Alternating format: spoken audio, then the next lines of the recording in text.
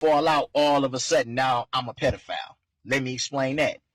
10 years ago, 2006, I caught a case with my oldest daughter's mama. Yes, my baby mama. She's from Oakland. I was busting moves in Nevada. I meet the bitch. She says she want to get down, so I'm pimping on the bitch. I'll take her to Nevada. You know what I'm saying? I get cracked. You know what I'm saying? I didn't know the bitch was 16 at the time. She gave a statement to the police and told them, yeah, she was hoeing, that I was pimping, and that she was 16, and that I didn't know that. Okay? Fall out all of it. All right. Oh, jeez. Okay. What's up, everyone? How you doing? Welcome back to... It's actually not even welcome back. Welcome to the very first episode of Point Blank with Dryden and Jac. This is my guest, Jack. He's one of my friends here. Hello. I've been streaming on Twitch this whole year. I've been doing Bible studies and kind of a cultural commentary talking about what's going on in the news, media, culture, pretty much everything, and then trying to explain how we as Christians should act concerning that. The whole point of a show like this is to focus on the Bible and the biblical worldview, and just meme on liberals, I guess, as well. I mean, yeah, dunk on them, I guess. Yeah, just dunk on them. You know, they make it so easy. Yeah. But that's the point of the show. I'm calling it Point Blank. After a year of streaming, I finally have found my voice, and I think I can narrow down what I want to talk about. So today's first episode, we're talking about pedophilia and the need for masculine men. Do you have your notes? I do have my notes in my backpack. I'll grab it. Okay, go grab your notes. The keys. While he's grabbing his notes, the video that we just watched, this is Daryl Brooks, and he admits to being a pedophile. He got a 16-year-old pregnant. And this is the same guy who... So that was in 2006. So, I mean, he was still like 10 years older than her. Regardless, this is the guy who just had the Waukesha massacre, I guess you could call it, because 6 people are dead. I think one of those is a child, or 2 of them are children. And then over 40 people were injured in Waukesha. What's amazing about this is that everyone's talking about the SUV.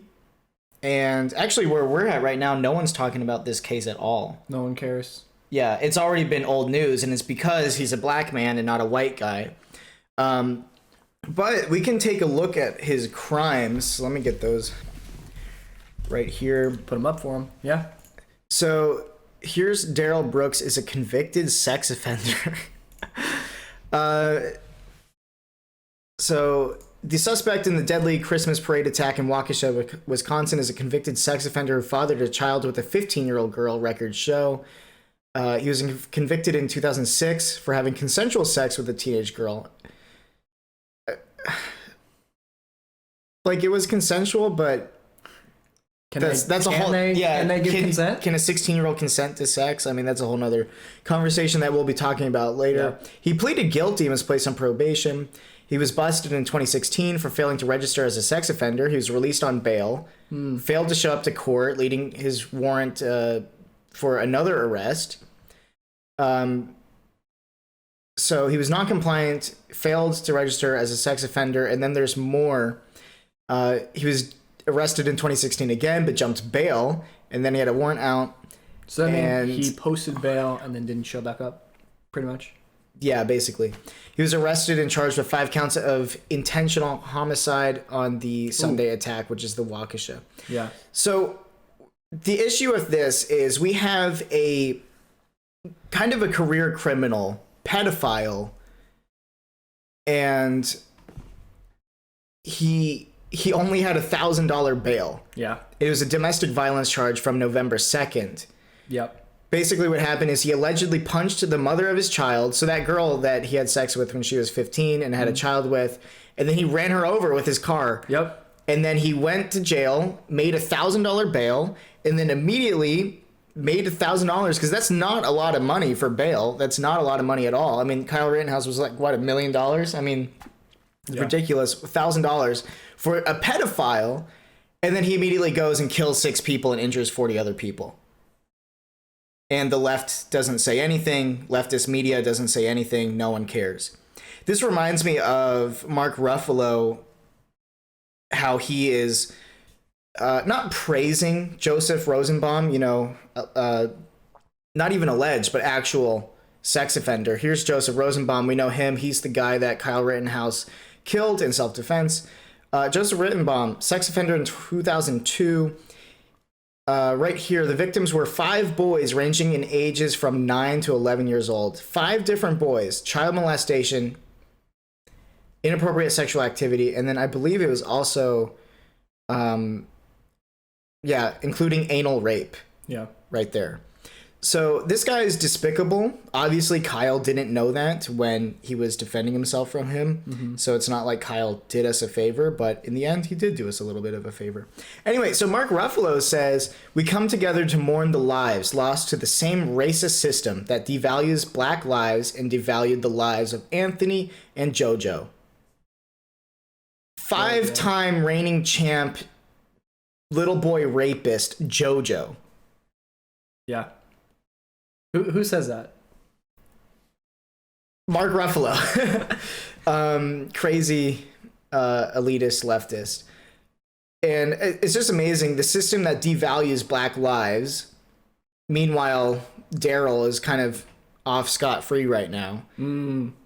So Mark Ruffalo it's such a lie that the system devalues black lives, because there's 3 different things that devalue black lives, and that's the affirmative action, which is just the racism of low expectations, the welfare state, and then Planned Parenthood, all specifically targeting minorities. So there are some systems in place, but it's not what Mark Ruffalo thinks. Mark Ruffalo thinks it's the cops.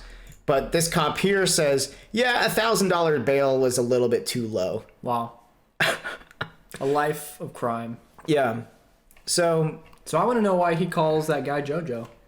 Is he buddy with this guy? Does he know him? He's like, hey brother, like. Is Mark Ruffalo also a pedophile? Maybe. Who knows? He could be. I feel like a lot of these guys Hollywood kind of are buddy with other pedophiles just because somebody's got something on them. I'm really just trying to set the stage here to show just where we're at in the United States of America, baby, where pedophilia is just all over the place. So no one is really upset that Joseph Rosenbaum, molested 5 boys and raped them. So we're kind of in stage 2, which is no one cares. Stage 1 is like people actively condemn pedophilia. They criminalize it, etc. Stage 2 is like no one's talking about it anymore. Strangely silent. And then stage 3 is like an active promotion of pedophilia, which is, I feel like, where we're... Yeah, we're definitely in like stage 2 of like destigmatized pedophilia, and I'll make that case really soon as I open up this link. But there's someone named Alan Walker who goes by they them, so we don't want to mess that up. Let's watch this video by Alan Walker as soon as I can. Can I just call him Walk? We'll call him Walk Daddy. Let's watch Daddy Walk. Let's watch they them.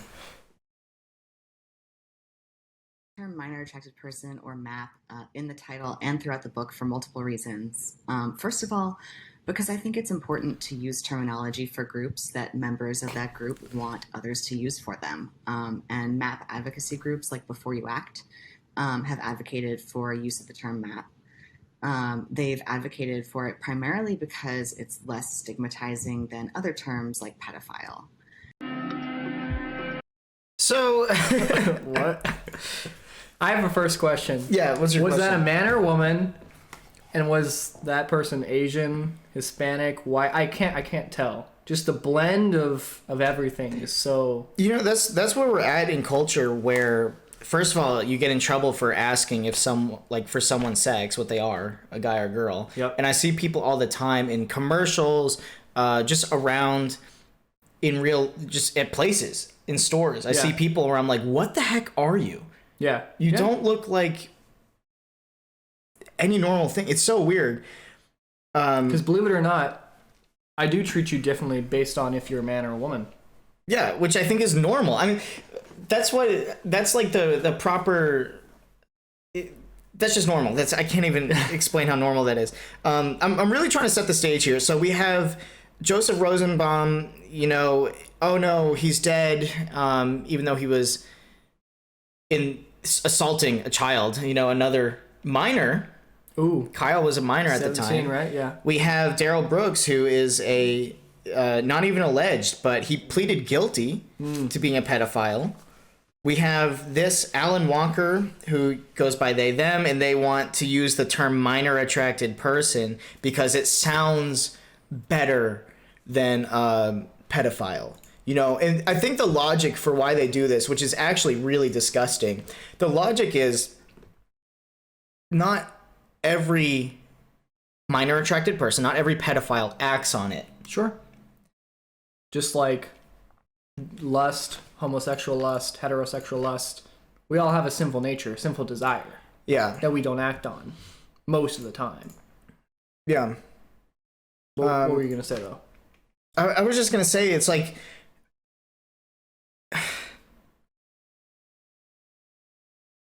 we shouldn't, it's still bad behavior regardless to be attracted to minors. Like, that's still a wrong thing. Yeah. So, and just because they don't act on it doesn't mean we should. Well, I think the key thing here is normalization. Yeah. They're trying to normalize. If anyone is legitimately attracted to a minor person, I should hope and think that that is such a minority of the population. Why are we even talking about it?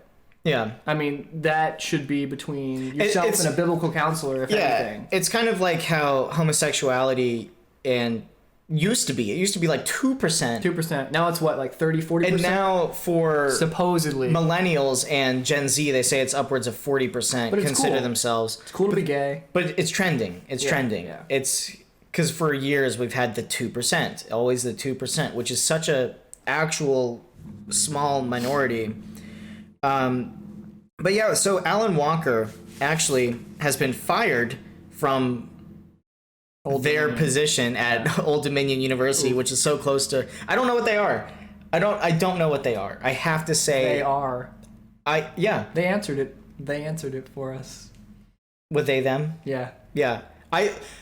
How depressing is that? Just let's talk about that for just half a second. How depressing is it that you don't identify as male or female? Supposedly, I would assume with the they them, that's what they're broadcasting to the world. How depressing. Well, I'm still setting the stage for where we're gonna just take the Bible and just point blank, like hit you over the head with it. But basically, what's going on is people hate God so much, they hate what's natural. Yeah. That they're like, I am my own God. I am not a male or female. Genesis, God created them male and female. Yeah. With distinct roles. Yeah. And then we get we're getting more and more destigmatized here. This is from CBN News. Colorado drops sex offender term because it has negative impacts on those who commit sexual crimes. Oh, wait, don't you think that people who commit crimes should have a negative impact for the crimes they commit? Like criminals? We criminalize people for a reason. We criminalize people to protect society from those people. Yeah. That's the whole point of criminalization. We criminalize people so we protect other people, and in this specific case, we're protecting children. I have a question. If I'm a pedophile and I'm walking around and people get angry at me because I have to say I'm a sex offender, how about I just go back to prison, because that's where I should have been in the first place. We shouldn't have these people out on the streets. Exactly. Why was Joseph Rosenbaum on the streets? On the streets. Everyone that's kept saying. Question. People kept saying, "Why was Kyle there?" If you raped 5 children. You rape my child, you won't even be in prison. You're not on the street, you're not in prison. That's true. I agree heavily with the death sentence, and I think biblically, I think the Bible does as well. Well, we have verses for that later, so we're not just pulling that out of our butts. But yeah, so we're destigmatizing pedophilia, and it's because all these creepy weirdos who have this depravity beyond. I wouldn't say anything. I mean, the world has always had depravity. Right. These people suck, and they want to have sex with your kids. Yeah. And I know why. I talk about this. Left. There's nothing left. Yeah. I talk about this a lot when we discuss pornography. Yes. Is pornography builds? It goes from cute girl to bikini to hardcore stuff to gay stuff to trans lesbian dwarf midget porn sex stuff. Gosh. Really nasty stuff, and it's because when you're firing all the endorphins, dopamine, all that rush and everything, all the chemicals in your brain like can't keep up. You have to find a bigger hit. And so what is the biggest hit of them all? What's the most innocent? Children. Yeah. Children. Because they're all innocent, and that's what people prey upon. That's what evil people prey upon, is the innocence of people. I mean, that's what what's it called when someone is really good at stealing your stuff? Pickpockets. Pickpocket? Yeah, pickpockets. They steal from the innocent. Burglars steal from the innocent. Yeah. Everything. Evil people take advantage of the innocent. And the most innocent of all are children. Yeah. And so let's start destigmatizing it. Let's call them MAPs. They're just minor attracted people. That doesn't mean they act upon it, but they definitely think about it. Sure. They definitely have maybe even a passion for it.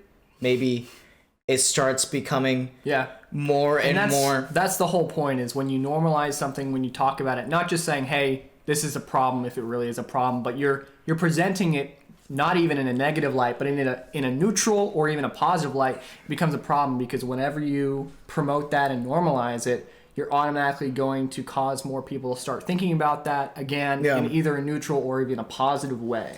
I forget which serial rapist and murderer, like Ted Bundy or one of those guys. Yeah. One of those guys said that his addiction started with pornography, and he just started fantasizing about raping women, and then he did it, and then he killed them.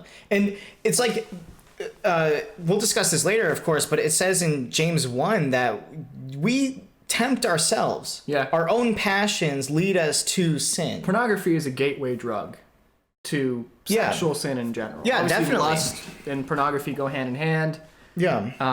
But no, I mean, pornography is the gateway drug. I mean, it causes you to disrespect either men or women, whatever you consume in that manner.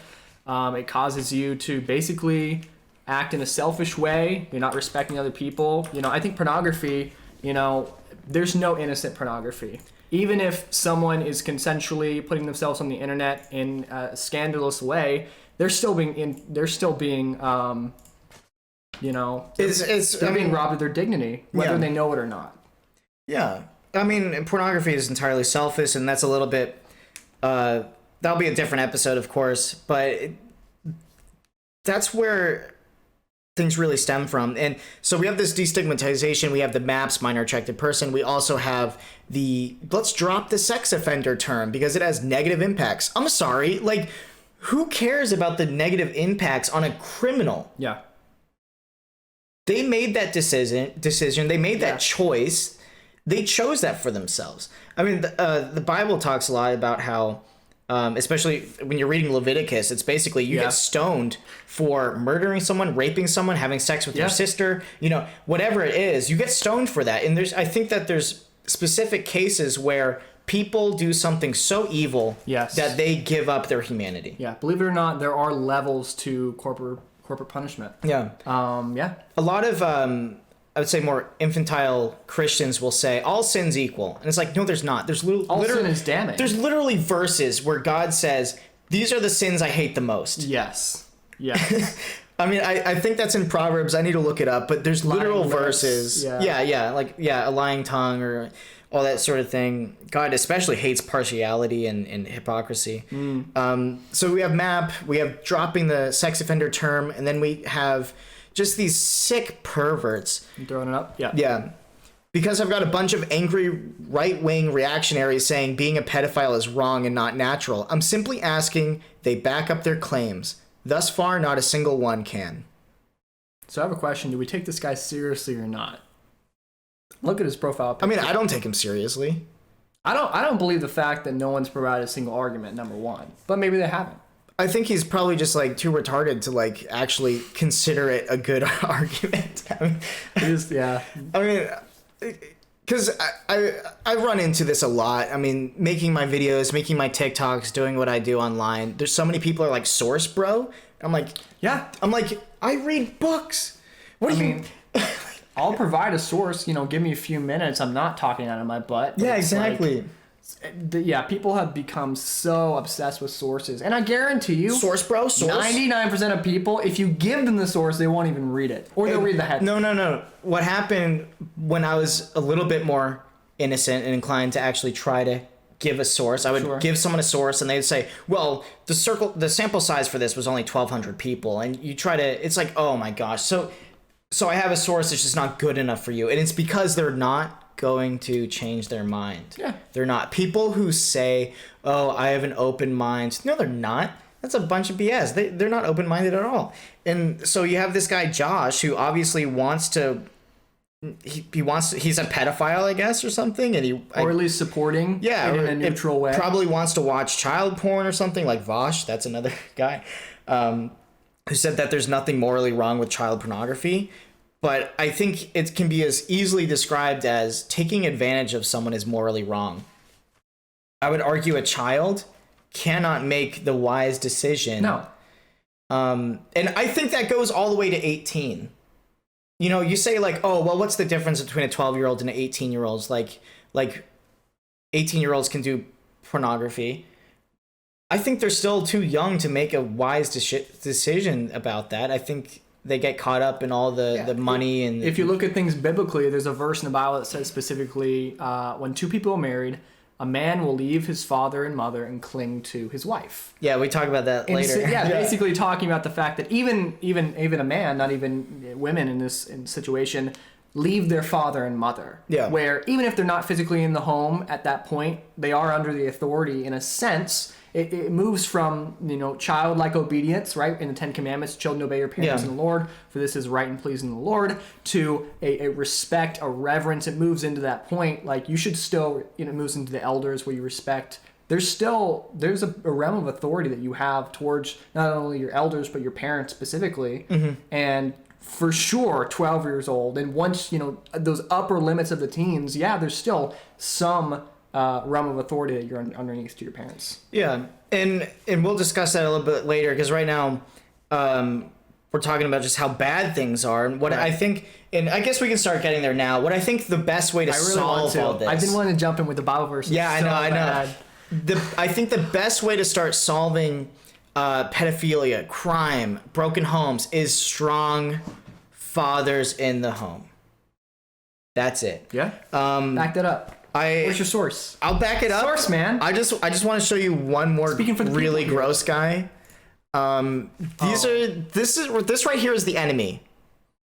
This beyond the gender binary. This guy, his name is Alok Vaid Menon, and here's what he says. Before we jump into Bible, here's what he said. This is a direct quote. These days, the narrative is that transgender people will come into bathrooms and abuse little girls. I believe in the radical notion that little girls are complicated people. There's no fairy tales and no princesses here. Little girls are trans, queer, kinky, devious, kind, mean, beautiful, ugly, tremendous, and peculiar.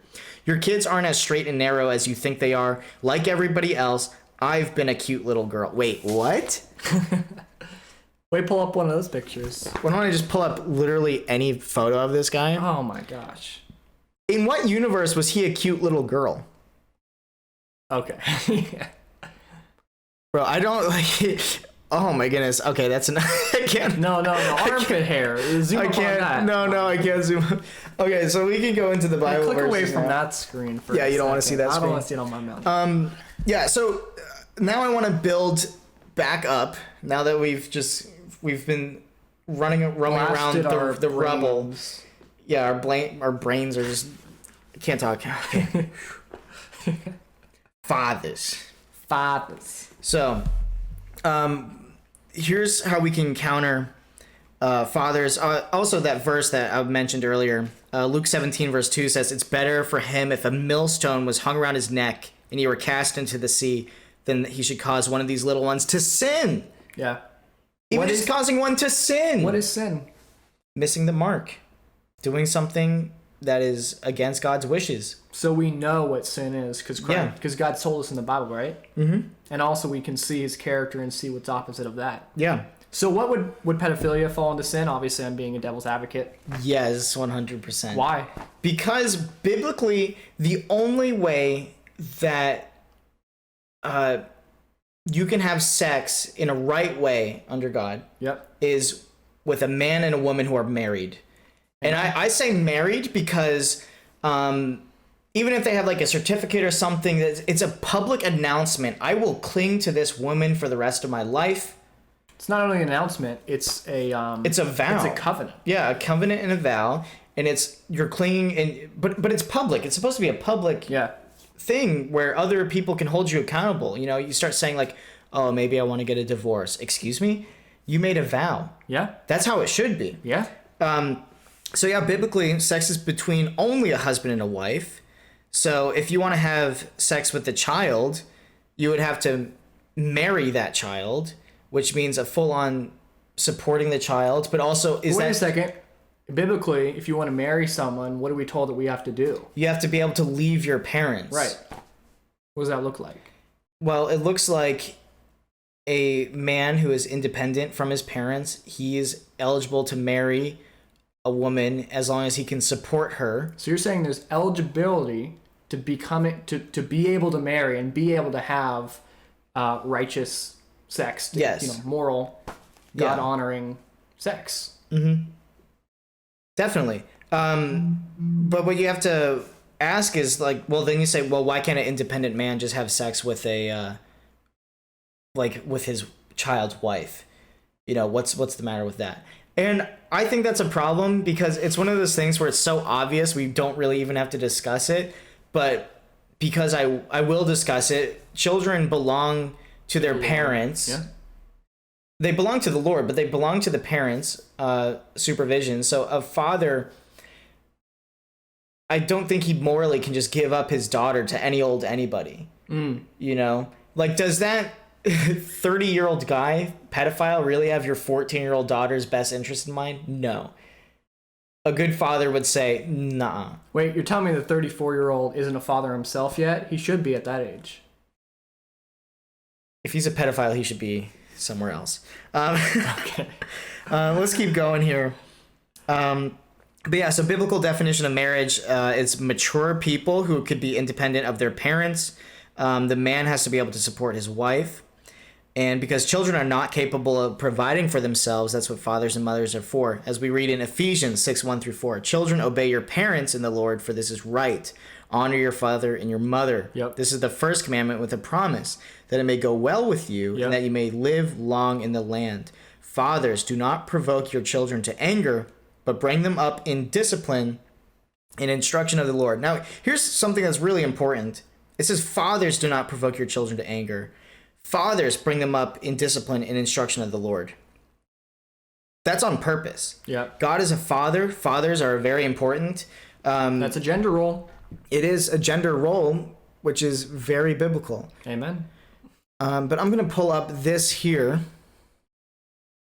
But it doesn't say mothers raise up your children with discipline. And what we've seen throughout all of human history, really, except in the weird times that we live in now, is that fathers were more of the disciplined, stable parent, and the mothers were more of the empathetic, caring, caregiving parent, which is completely natural and completely normal. Right here, we have some 36 shocking statistics on fatherless homes.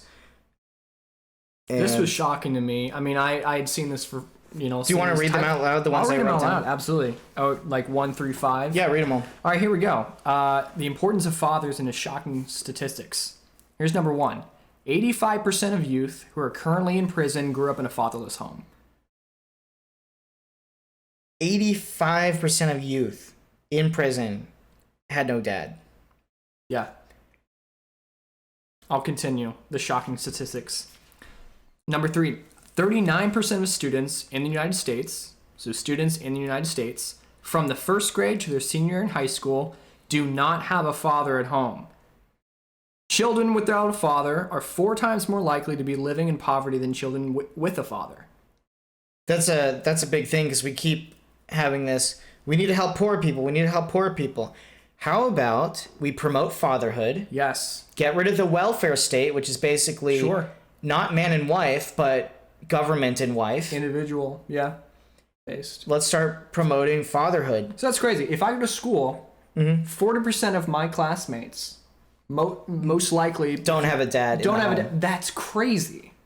That's not only crazy. That's a tragedy. That's awful. Yeah. Now I'm not, I'm sure every single dad, something might have happened to them, but most of these You can't just say like, oh, 40% of children's dads are dead. No, it's like they're alive. Where are they? Yeah. Why aren't they in the home? Yeah. Number 5, 24.7 million children in the United States live in a home where their biological father is not present. That equates to 1 in every 3 children in the United States not having access to their father. That was, yeah. 1 in 3 kids 1 in 3 don't have access to their biological father.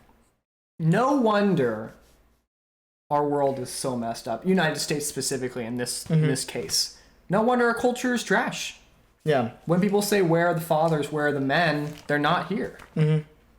This isn't even Christian. This is just obviously the entire population of the United States, from the statistic. Yeah.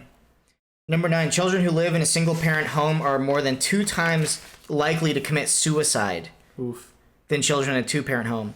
So if you live in a 1-parent home, that doesn't necessarily, it could be a single dad, which is more rare, but it does exist. Yeah. 2 times more likely to commit suicide. Yeah. 21. About 40% of children in the United States are born to mothers who are not married. That is so sad. That is the saddest thing I've ever heard. Well, it's just simple, the idea that you need 2 people to take care of 1 child. Sure. Or children in general. Yeah. Because someone's got to work and someone's got to take care of the child. It's majority of time. It's that simple. Because otherwise, let's say you're a single mom, you're going to be working and you're going to be trying to mother your child, but one of them's going to fail in a way. Sure. You need that teamwork. Number 28, children who live in a fatherless home are 279% more likely to deal drugs. So I have a quick question. Yeah. Because statistics can be a little tricky. This is just me reading this. Does that basically 279%? It means almost 3 times more likely. That basically means 2.79 times, basically. Yeah. Okay, just to clarify. Yeah, so children who live in fatherless homes are 2.79 times more likely to deal drugs or carry firearms for offensive purposes compared to children who live with their fathers. That makes a lot of sense, as sad as it is. I mean, fathers, what is their primary duty? Discipline. I was going to say protector. Well, both. Discipline and protector. My whole point is if you don't have a role model as a protector, not only are these children not going to grow up as protectors themselves, but they're going to be inciters. They're going to be offensively violent. Well, I'm just wondering if I've ever seen true masculinity, true fatherhood in my own in at all. I have a dad who lives at home. I grew up with 2 parents, a mom and a dad. So I've seen it personally in my life. My grandpa, all my uncles, I've seen true masculinity. But outside of that, I haven't seen it in the culture, and it's so obvious. Yeah. I worked for Disney and Universal, a bunch of different studios.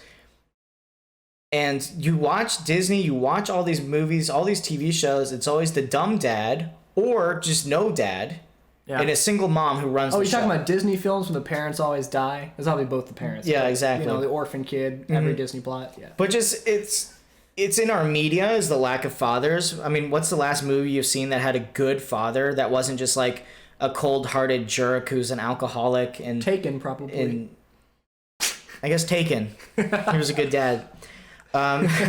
Yeah. But so here's some points I want to make biblically about fathers leading their homes, not just being present in the home, but leading their home as the man. This is where things get a little bit sexist, but it's because I believe biblically that men are supposed to be leaders. Yeah. Roles. People. And I think that's totally okay. You say, well, how come women can't be leaders? Women can be leaders, sure, but men are supposed to be. At the shame of the men who are not present. Yeah. To lead. Yeah, so Proverbs 4:1-5, hear, O sons, a father's instruction. Be attentive that you may gain insight. For I give you good precepts. Do not forsake my teaching. When I was a son with my father, tender, the only one in the sight of my mother, he taught me and said to me, let your heart hold fast my words. Keep my commandments and live. Yeah. Keep in mind those statistics, about 3 times as likely to do drugs, Death. sell drugs, Yeah. twice as likely to commit suicide. Right here is a father saying, listen to me. Keep my commandments, meaning do what I say. I'm the boss. Do what I say, and you'll live. Get wisdom, get insight. Do not forget and do not turn away from the words of my mouth. Proverbs 22 verse 6 says, train up a child in the way he should go. Even when he is old, he will not depart from it. Now in Proverbs, these aren't hard and fast like They're this not will happen exactly. guarantees. They're not guarantees. But it's wisdom. But it is wisdom, yeah. It's a framework. This is the natural progression of things. If you train up your child in the way he should go, he won't depart. Exactly. Fatherless home, child is twice as likely to commit suicide and 3 times as likely to deal drugs or carry firearms illegally. What if he had a dad in the home? What if he had a dad who was working, providing for them? Boom. Half the chance he's going to commit suicide. Now he's less likely to deal drugs. He has a father there who shows him the right way to do things. Yeah. You know, the reason I work hard is because my dad works hard. My dad works really hard, and I watched him work hard growing up. So I knew what that looked like. Yeah. Whereas if I grew up with just my mom, sure, she would work hard, and I would probably want to help her, but things would be different. Yeah. It would be, Or where's the representation? yeah. People like to talk about a lot, where obviously your dad is going to be the person who shows you how to be a man. Yeah. Right? Your mom can show you a few things, but she will not, men and women, again, are separate, genders, and they have... Remarkably, Yeah. women and men are different. If we even have to have a conversation about it, because the culture is so screwed up. Yeah. But my point is, fathers are a necessity. Yeah. I wouldn't be anywhere else. I wouldn't be anywhere without my dad, because my dad taught me how to live. Mm-hmm. Yeah, I mean, just my dad was always there to help me with whatever I was going through. And speaking of fathers being there, this is now for the fathers that aren't there but should be there, or just people who are scared of children. I have a lot of friends my age that are scared of having kids, either scared or just like hate kids, or don't want any kids, don't want to deal with the financial responsibility. That's really sad. That's a failing of our culture, obviously, but also a failing of the church, because guess what? And you're about to lead into this, but if you are part of a community that values fatherhood, you're going to be around children. Oh yeah, absolutely. And you're not going to be as likely to be like, ooh, children, gross. You're going to actually have a love for children, not in a pedophilic way. Yeah. Not that in a type protector and provider way. Amen. Yes. But the thing about what our current culture promotes is selfishness. Yes. Self-God and selfishness. Yeah. It's all about you. It's all about you. What you want. Oh, but I'm horny. I'm horny for children, Dryden. Okay. That's okay now because we destigmatized it. But our culture right now is surrounded... is just, there's an emphasis on selfishness. It's all about you. Whatever you want, it's okay. Does that ever bring you satisfaction? No. Every Just time. go ask Solomon. Yeah, ask Solomon. Yeah. Every time I personally, Dryden, have bought something, I knew exactly what I wanted to buy next. Oof. And next and next. I was never happy with just buying stuff all the time. But what makes me really happy is being selfless, which goes against everything in this culture, and to help other people and have them smile and be blessed, right and that's there. fulfilling. And that's the same thing with children. That's on purpose. It is, yeah. So biblically, children are a blessing. Psalm 127 verse 3 through 5 says, children are a heritage from the Lord, like the fruit of the womb, a reward. Amen. When was the last time you thought of just like a toddler running around, throwing up, peeing? Like, we just watched Big Daddy last night. Oof, yeah. He's taking care of a 5-year-old kid. Is that a reward? In our culture, are children a reward? No. Absolutely not. There's 1 million abortions a year. Ugh. Yeah. We kill millions of babies a year. And now I think 40% of those abortions are done with pills. So it's like we can't even give them the time of day to get a surgery. You know, it's you know, it's like we've stooped even lower that it's just a pill. You know, it used to be you have to go somewhere, but now you don't have to go anywhere. And so we kill 1 million babies a year. As soon as they're born, we have this culture that promotes mothers in the workplace. So moms immediately put their kids in child's care, and it's like, who's watching your kids? The comrades. The comrades. So we don't do that here. The comrades. But yeah, we just hate children in this culture. We kill them. We do. We cast them to the side. We're trying to destigmatize raping them. Like, they're just fodder. And the Bible says that they're a reward. Amen. Like arrows in the hand of a warrior are the children of one's youth. Blessed is the man who fills his quiver with them. He shall not be put to shame when he speaks with his enemies in the gate. So he's saying, have a ton of kids. Have a lot of them. And think about this logically. What does a lot of children mean? It means your bloodline's going to continue. Yeah. Your last name's going to continue. Your family heritage is going to continue. It means there will inevitably be someone to take care of you later in life. Huge. How many people are dying right now alone in homes, in retirement homes? Why aren't those old people with their children, being taken care of by their children? It's either because they didn't have any of them, or they shunned them and whatever. Maybe they were a terrible parent. They were selfish their whole life, didn't really care about their kids. But either way, there's so many people dying alone in homes right now, and I think that's what's going to happen to millennials. Oof. I have a little bit more hope for Gen Z. I do. Like half of Gen Z... We're very divided. We're very divided. So half of Gen Z is like just mega queer, and then the other half is like based. Peace. And it's because that based half of Gen Z has seen millennials just suck. Yeah. And we're like, you know what? We're going to have kids. We're going to get married. We're going to have jobs. We're going to stop complaining about, you know. Zoomers are just built different. I want to focus in on this last part. Yeah. So basically in, Psalm. Like arrows in the hand of a warrior. Number one, a warrior. Yeah. Again, another gender role for men and fathers. You're a protector, you're a warrior. And your children are like arrows. And this is supported by the last part of this verse where we talked about, he shall not be put to shame when he speaks with his enemies in the gate. Why is he not going to be put to shame, Dryden, when he talks to his enemies at the gate? Because he's got his horde of warrior children standing behind them, probably with arrows, bows and arrows, and children of their own. Think about Abraham went to war with just his whole family. Just his family. He went to war with kings, with his family, with the war, with his children. Absolutely, he did. Amen, dude. I mean, yeah, low key. I mean, I guess children are a blessing, man. Children are a blessing. You have a ton of them. They protect each other. So much joy. Potential, you know, obviously you still need to do your job as father and raise them right. Yeah. Raise them in the Lord. I mean, that's the first rule is raise your children. Don't lead them to anger.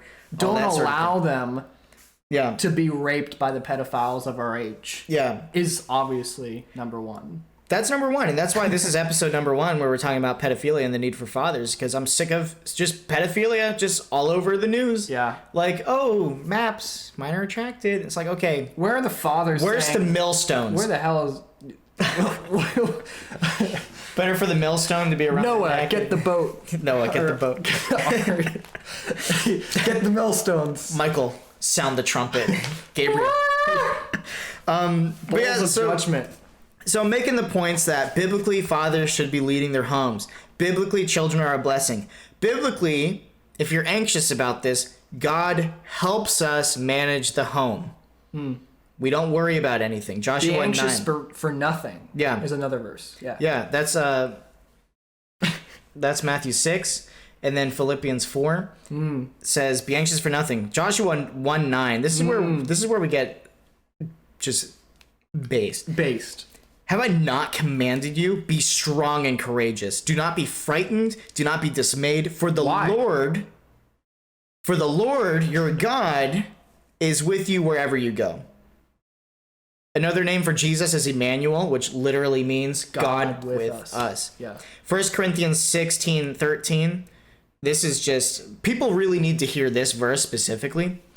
Be watchful, stand firm in the faith, act like men. You know, we actually want to change that. There's a bunch of Act like genderqueer, non-binary. act like non-binary persons. Act like whatever you want to act like. You can do whatever you want. How about you act like a man? Act like a man. And we all know what that means. In our minds, in our hearts, we know what acting like a man means. A man takes charge. A man puts himself in harm's way for his family and for the people he loves. He's selfless, protector. He's strong, and I think physically strong. Yeah, I mean, there's huge. That's a big part of masculinity. Gluttony is a sin that the church never talks about. Look, dude, when's the last time you've heard someone say never in the church? As a Baptist, never. We got too many potlucks and we got too many potlucks. We got a little bit of some chunky members in the congregation, but men should be strong, physically strong. They might stop tithing if you tell them to stop eating. True, they might. Physically strong, mentally strong, morally strong, self-disciplined. You know, say no to your impulses. Yeah, that's huge. Yeah, so good way to prepare for marriage and being a father. And that's mastery, discipline, self-sacrifice. Yeah. And I think, so both of us are young Christian men. Neither of us are married, and we would both like to be someday. And the best way to prepare for marriage, as far as I know, I'm not married, so I can't speak as an expert. But I feel like, I don't know, maybe not masturbating? Let's not drain all of our strength. What is it in Proverbs? It said, "Do not give your strength to women. Do not enslave yourself to others. Watch out for the flutter of the eyelashes, drippy lips of honey." Yeah. So I think that's one of the best thing for men is to be in control of yourself. Be in control of your thoughts, what you do with your body, your members of your body. It's gonna be hard. Work out. No. Work out, read your Bible. I mean, become the person that you want your kids to be someday. We need a second. I have water for you right there. I'll slurp and you continue. All right, I'll continue. But God's going to help us. He tells us so often, it's one of the biggest sins of our generation is that we're anxious for everything. When God says, be anxious for nothing. Worry about what you can do today. Then the last point I want to make is biblically, men should protect their families, and I think this includes self-defense. Mm-hmm. Psalm 82, verse 3-4 says, give justice to the weak and the fatherless, maintain the right of the afflicted and the destitute, rescue the weak and the needy, deliver them from the hand of the wicked. Rescue the weak and the needy. And that's why I think physical force is okay when it's rescuing is more of a defensive thing, right? You know, it's not proactive. You can't proactively rescue someone. What about the children who are being aborted? How do we rescue those? How do we rescue those children? We stand in the way. We protect. Yeah. There's actually a case going on right now. What's it called again? There's a big case in DC going on right now. Yeah, I can't remember the name. It's a state basically passed a law saying at 15 weeks or more. Yeah, Dobbs versus Jackson. Yeah. Could reverse Roe v. Wade. And obviously we want to see legislation or just whatever to completely criminalize abortion at 0 weeks. But this is a good step and a big conversation. That's how I view things. And this will be another episode someday where we talk more about what do we do in terms of government telling us what to do. But I think Christians play defensively, I think. We're aggressive when it comes to what we can do legally, but the way we work is with morals. We're not taking cheap shots, we're not supposed to be vigilantes, kind of just, let's just go we don't just go plow down all the politicians that are pro-abortion. We do what we can legally first. Right. And then if things were... But we're falling short of that. Yeah. We are. I mean, who told us that Christians shouldn't be in politics? Who told us that Christians shouldn't be in business, in these corporations, and obviously we've been kicked out slowly because we've allowed it to happen. But who says that we shouldn't be in our culture?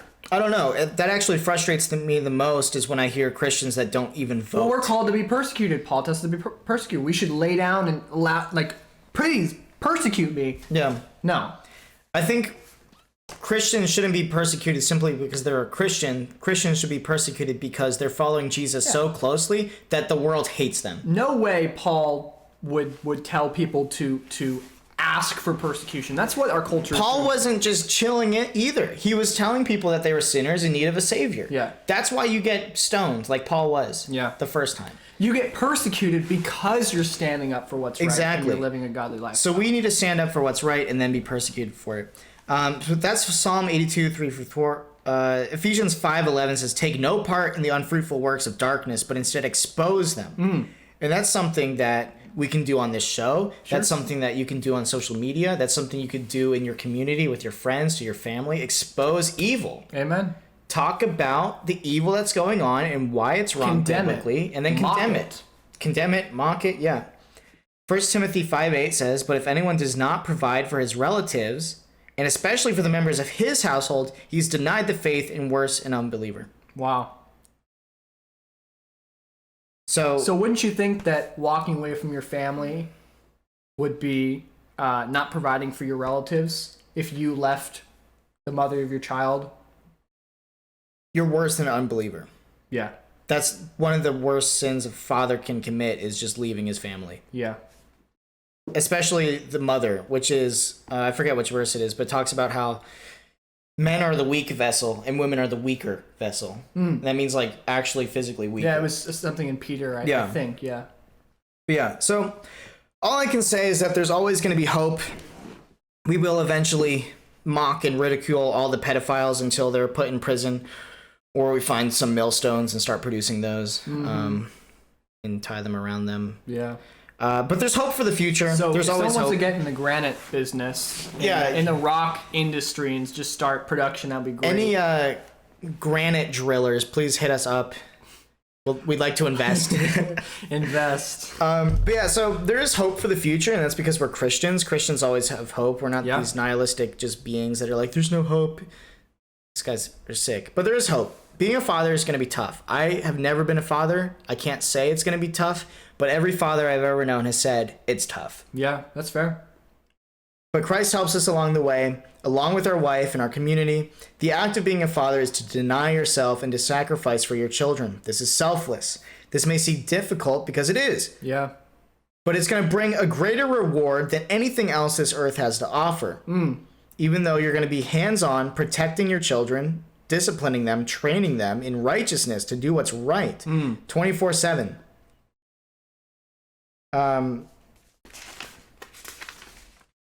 You a little bit more? Yeah, I don't know if I want to read this next part. It doesn't fit much anymore. Yeah, we can leave it. We'll say it. What happened to the fathers of the 5 boys that Joseph Rosenbaum anally raped? Just to tie it back. We're talking about fatherhood. We're still talking about pedophilia this episode.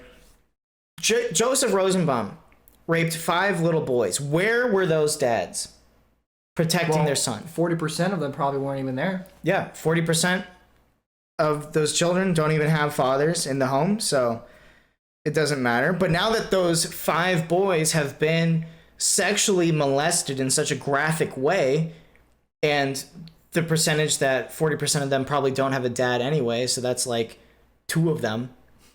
Yeah. Now they're 2 times more likely to commit suicide. You see how this just spirals? Yeah, it's a spiral. Into no father, no protection.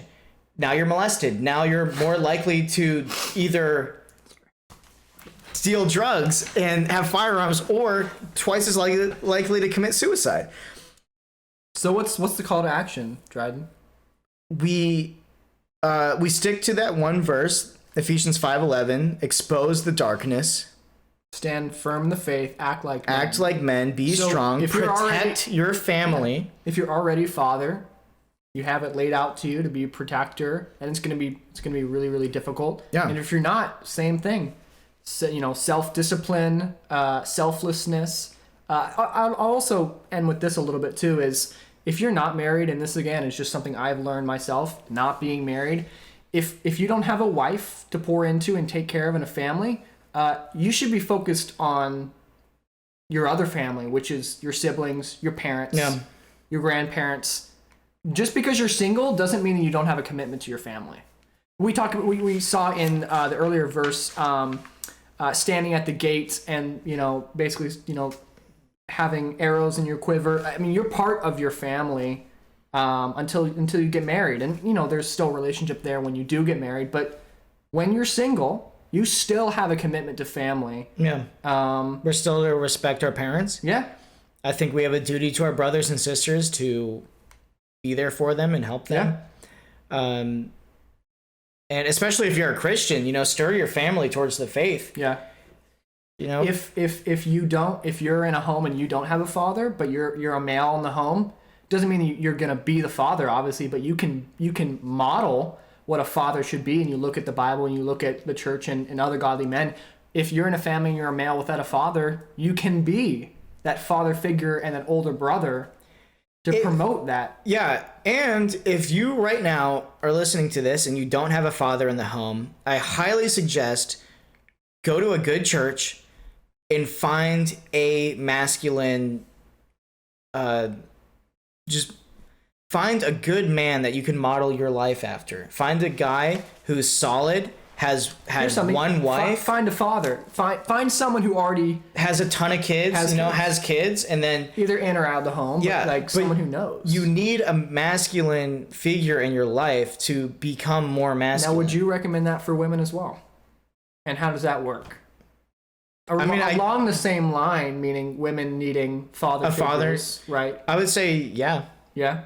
You might go about it a little bit differently. Yeah, a little bit different. Be careful. Sure. But if you're a young girl without a father in the home, I'm not saying don't get attached to your pastor or youth pastor, but go to those events where there are men, right, and who are married and who have wives, have wives, and maybe they can counsel you as a couple. Yeah. I would never one-on-one, but as a couple, they can maybe counsel you and just say, hey, I don't have a dad at the home. I need a father figure in my life. Is that appropriate? And I think any good Christian couple would be down for that. Absolutely.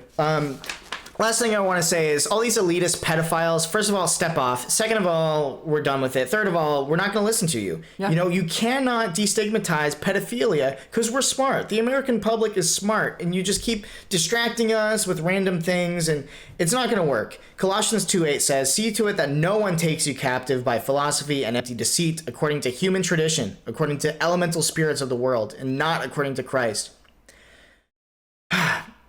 Sex is exclusively for a husband and his wife. Yeah. Anything else is sin and will ruin you. Yeah. God doesn't put up boundaries because he hates you. He puts them up because he loves you, and those boundaries are there for a reason, to benefit you. Because sin hurts us, and sin is never beneficial. Unless you're married, you cannot have sex. If you want to have sex, I think you need to reprioritize your life. There's more to life than sex, food, entertainment, etc. Yeah. It says this in Matthew 6 as well. Is not life more than food and drink? Food and drink, yeah. There's more to life than just your basic human cravings. Yeah. There's so much more. Especially with marriage. Marriage has a huge responsibility to it. It's very... as a young man who wants to get married, I hear about it all the time, about how hard marriage is. And of course, I'm unmarried, so I'm going to say, is it really that difficult? It probably is if everyone says it is. Yeah. Who do you think you are? Marriage has responsibilities. Being a father has responsibilities, but I can guarantee it's worth it because Christ says it's worth it. Yeah. And are you calling him a liar? This is Point Blank. This is Point Blank with Dryden and Jac. This is my friend Jack. Thank you for watching the first episode. Please join the Discord. The link is in the description. Please hit that like button on not Spotify, but Apple Podcasts, and hit the like button on YouTube as well. And share this with your friends. This is going to be difficult, but I want to do 2 episodes a week as I put myself through grad school and work a full-time job. Yeah. So, hey, this is the ministry. Please support me as I share. give you... The biggest thing is comment. We want to hear from you. Yeah. Interact. Yeah. Whether or not you agree with us or not, obviously, please be civil. But if you have legitimate questions, we can answer them. Yeah. Dryden Especially on the Discord. If you join the Discord, That's we can true. answer questions. There's a community. Yeah. If you've made it this far, please comment the elitist pedophiles suck. And we'll see you all in the next episode. See you guys. Bye.